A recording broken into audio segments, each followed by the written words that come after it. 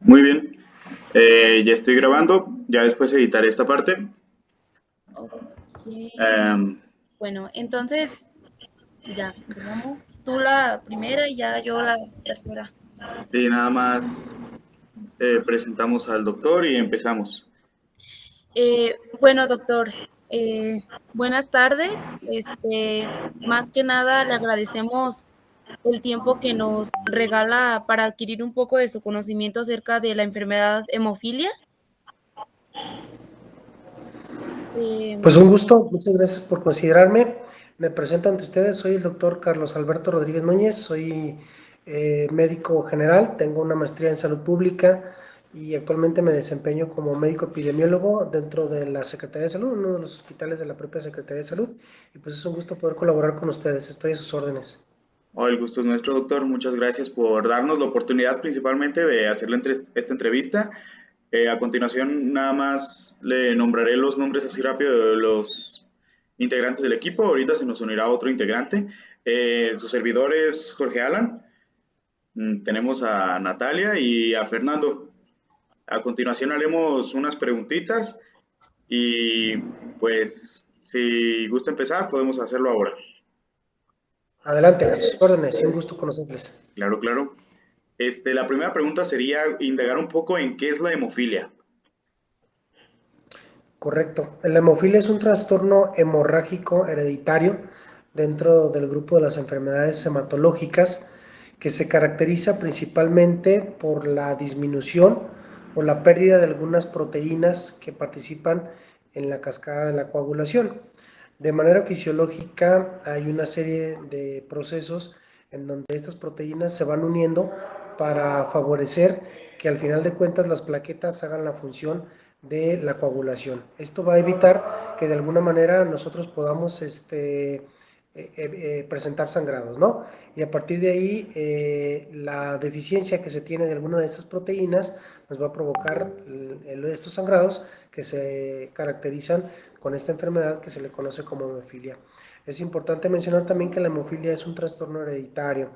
En la gran mayoría de los casos se nace con ese defecto y es una situación que se va transmitiendo genéticamente, aunque existe un porcentaje muy bajo de un tipo de hemofilia que se le conoce como hemofilia adquirida, y esta básicamente se da en algunos casos en donde hay precisamente un trastorno autoinmune, ¿no? Pero básicamente la hemofilia podríamos definirla como eso, ¿no?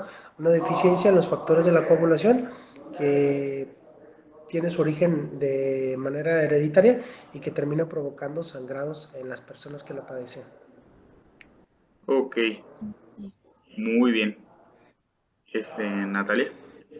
eh, También queremos saber, doctor, ¿cuántos tipos de hemofilia existen? Sí, la clasificación convencional que existe en relación a la hemofilia clasifica esta enfermedad en tres tipos y son muy sencillos: hemofilia A, hemofilia tipo B y hemofilia tipo C. Esto obedece, o la clasificación se da básicamente a partir del factor de la coagulación que está ausente o deficiente. En el caso de la hemofilia tipo A, el factor involucrado es el factor número 8 de la coagulación. En el caso de la hemofilia B es el factor número 9 y para la hemofilia número C es el factor número 11.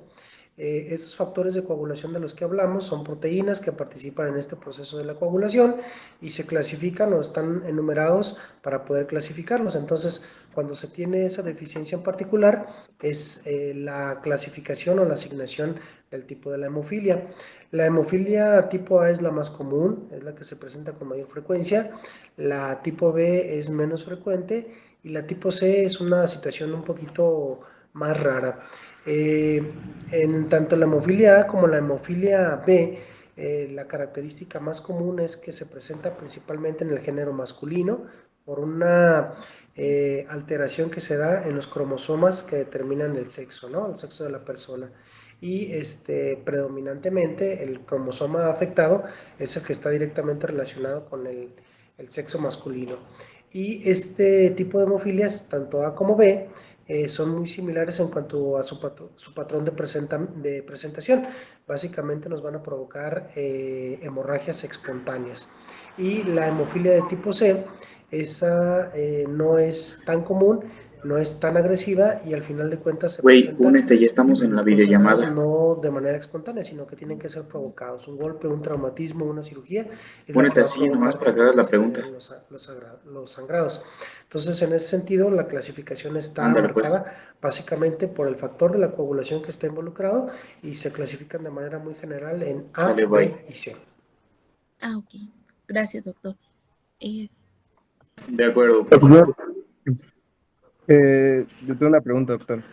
Dentro de los Sí, parámetros farmacológicos, suponiendo que la enfermedad tiene una cura o tratamiento, ¿cuáles son los criterios que se toman o cuál es el seguimiento que se le da a un paciente con esta enfermedad?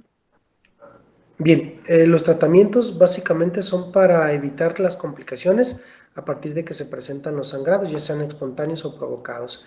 No es una enfermedad curable porque su origen es genético. Entonces, la persona que llega a padecer esta enfermedad, pues la trae desde su nacimiento, ¿no? Entonces no es tan fácil, al menos en este momento, la ciencia no nos ha permitido modificar genéticamente la aparición de esta enfermedad. Y por ende, al haber una deficiencia genética en la producción de una de estas proteínas, pues no es fácil corregirla. De hecho, no hay manera de corregirla. Entonces, los tratamientos que están establecidos son tratamientos correctivos o compensatorios a partir de que se presentan este tipo de lesiones. Una vez que la persona se identifica y se clasifica el tipo de hemofilia que se tiene, entonces se selecciona el tipo de medicamento que efectivamente se va a utilizar. En el caso de la hemofilia A, de manera preventiva se puede estar utilizando una hormona específica que nos ayuda como a evitar que el sangrado se dé de manera espontánea. Y a partir de la hemofilia B, o en algunos casos más complicados de la hemofilia A, básicamente sería estar sustituyendo a través de la sangre el factor de la coagulación que se está teniendo como deficiente, ¿no? Entonces, para ello, básicamente el tratamiento es poder identificar qué tipo de hemofilia se tiene, se cuantifica la deficiencia que se tiene de este factor de la sangre que es el que está deficiente o ausente, y a partir de ahí la sustitución de ese factor se da a través de la donación sanguínea de una persona sana. Esa sangre se procesa para poder extraer del contenido total de la sangre ese factor en particular y se pueda como administrar al paciente para sustituir la deficiencia que ya se tiene. Al momento de que se sustituye la deficiencia, entonces el paciente ya no presenta el sangrado.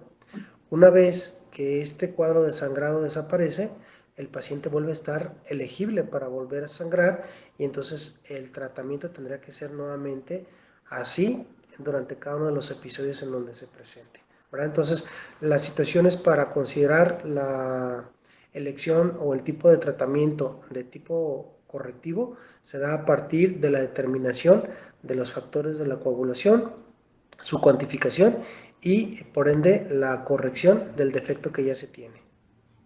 Ok, muy bien. Ok, doctor, muchas gracias.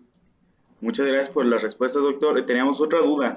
En cuanto a los Sí, pacientes hemofílicos, tenemos en cuenta que son de especial cuidado a la hora de situaciones en operatorio o en operaciones, pues.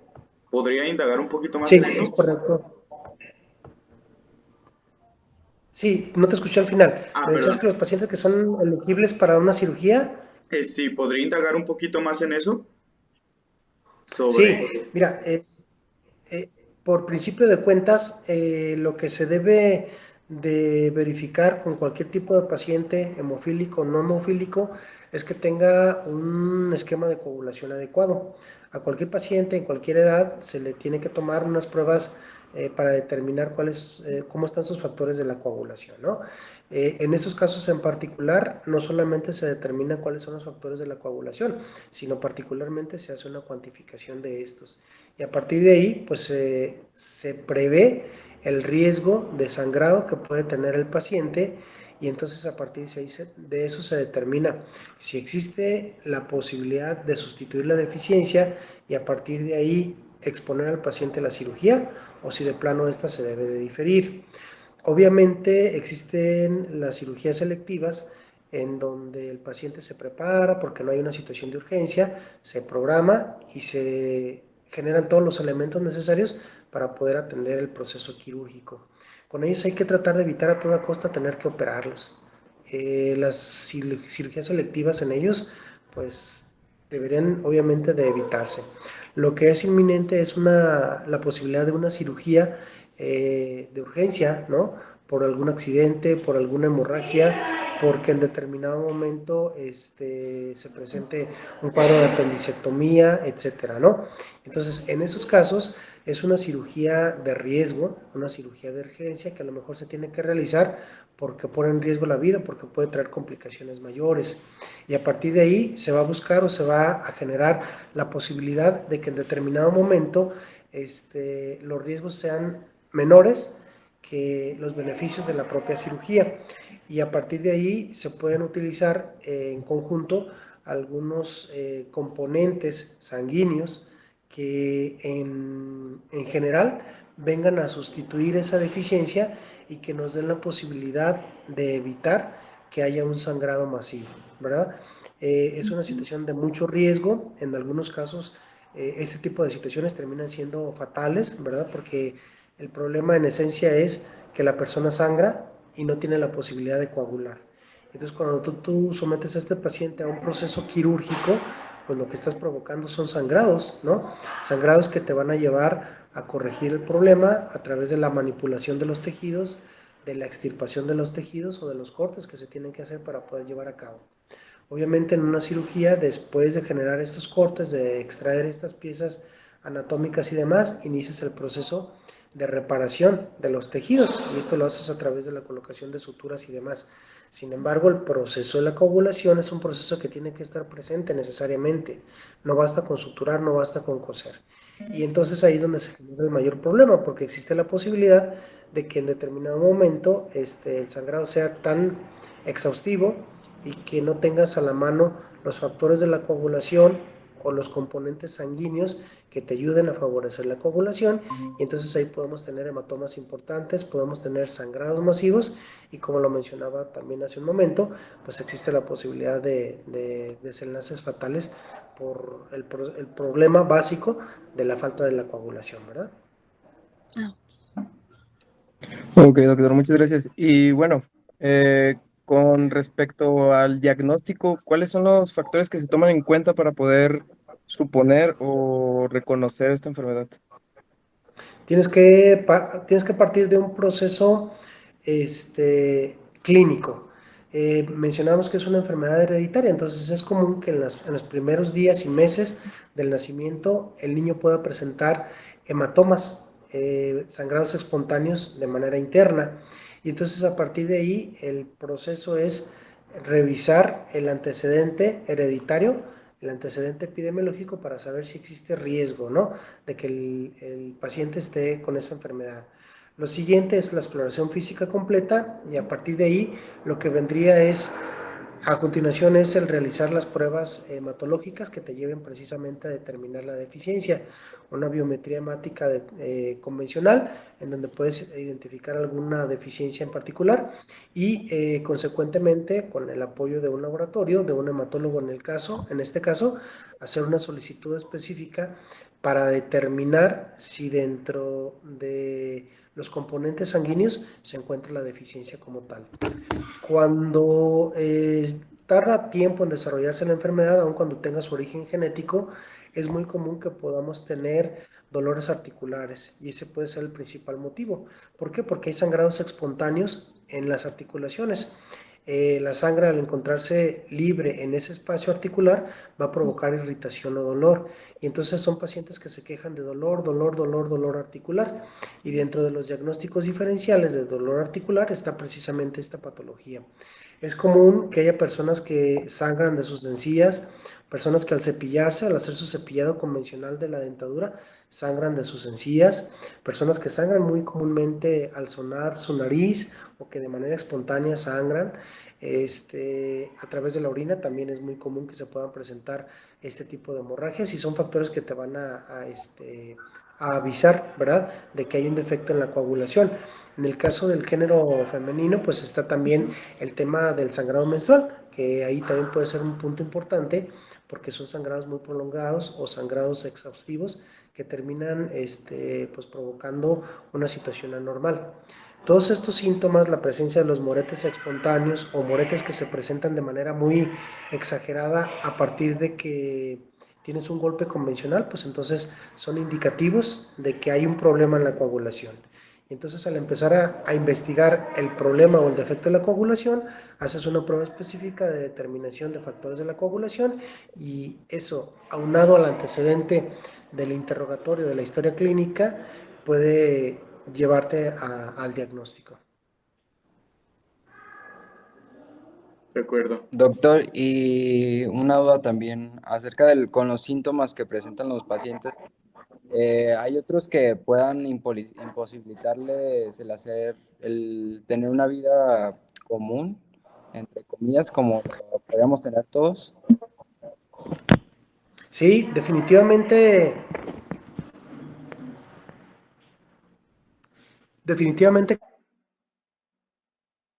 que hay una situación delicada e incapacitante, ¿verdad?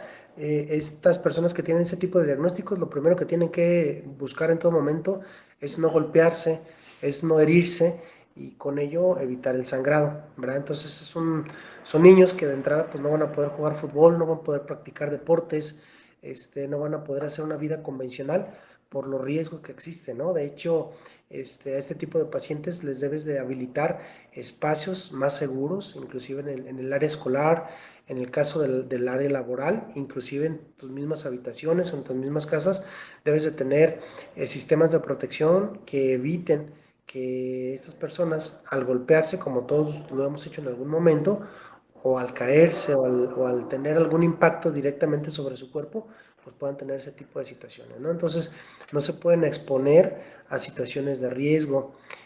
Sabemos que, por ejemplo, el aspecto climatológico en algunos casos puede favorecer la vasodilatación y el sangrado espontáneo. Entonces son niños que no se pueden exponer al calor del sol o a la radiación solar y tienes que estar en todo momento vigilando todas esas situaciones de riesgo que puedan provocar un sangrado espontáneo en este tipo de pacientes. Entonces sí, la calidad de vida disminuye considerablemente, no son elegibles para muchos trabajos, no son elegibles para algunos deportes, no son elegibles para algún tipo de actividad convencional y sí, su vida está muy limitada en relación a una vida convencional que tiene una persona que no tiene ese tipo de deficiencias. Doctor, una última pregunta. ¿Usted qué cree cuáles son las precauciones que debe tomar una portadora de esta enfermedad en la mujer si se llega a embarazar? Muy bien, eso es un tema muy importante, Natalie. Ya lo describiste de manera muy específica, ¿verdad? Dijimos que es una enfermedad genética, se transmite de madre a hijo. Perdón, se requiere que la madre sea portadora, es decir, no llega a desarrollar la enfermedad, pero en sus genes tiene potencialmente la capacidad de desarrollar esa enfermedad a través de las generaciones. Entonces, una madre que tiene ese antecedente debe de manera muy clara poder planificar la conveniencia de tener un embarazo o no. ¿Por qué? Porque sabemos que a partir de ahí, conociéndose ella como portadora de la enfermedad, tiene un alto riesgo de desarrollar hijos con el propio padecimiento. Entonces, a partir de ahí, la madre tiene que estar consciente, tiene que tener la información precisa y a partir de ahí determinar si se embaraza o no. ¿Por qué? Porque a partir de ahí la posibilidad de que sus hijos desarrollen la enfermedad es muy alta, ¿no? Y lamentablemente, a diferencia de, por ejemplo, otros padecimientos que pueden ser tratados previo a un embarazo o que pueden ser tratados durante el embarazo, para la hemofilia no existe, ¿verdad? Porque es un trastorno genético. Entonces, a partir de ahí, lo principal o lo importante que debiéramos de conocer es el antecedente de la enfermedad genética y a partir de ahí, pues, de manera general, a las mujeres que van a contraer nupcias o que están próximas a embarazarse, que tengan una revisión general en donde se pueda hacer un interrogatorio, en donde se pueda hacer una historia clínica completa e inclusive se puedan tomar unos exámenes previos para poder determinar si existe un riesgo mayor o no para el desarrollo de esta enfermedad. Y a partir de ahí, pues queda obviamente la decisión en el caso de la mujer, en el caso de la pareja, de si se embarazan o no. Porque a partir de ahí, pues sería estar ya prácticamente predispuestos y preparados a la posibilidad de que sí se desarrolle la enfermedad en alguno de sus embarazos y estar en la posibilidad de enfrentarlo de la mejor manera, ¿no? Porque prácticamente pues será toda una vida del recién nacido en la que se encontrará bajo estos riesgos que tienen que ver con la hemofilia. De acuerdo, doctor. Muchas gracias por toda la información que nos dio. La verdad fue de mucha ayuda.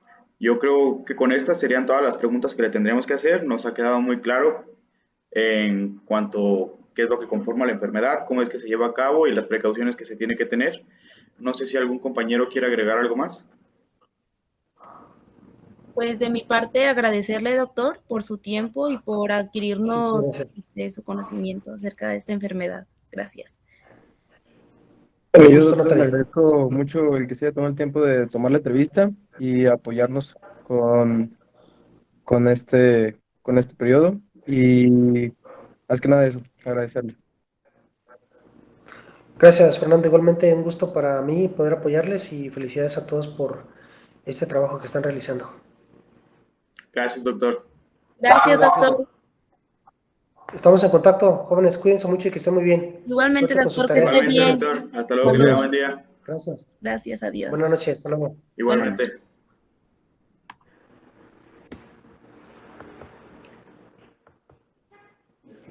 Ahí quedó, chaval.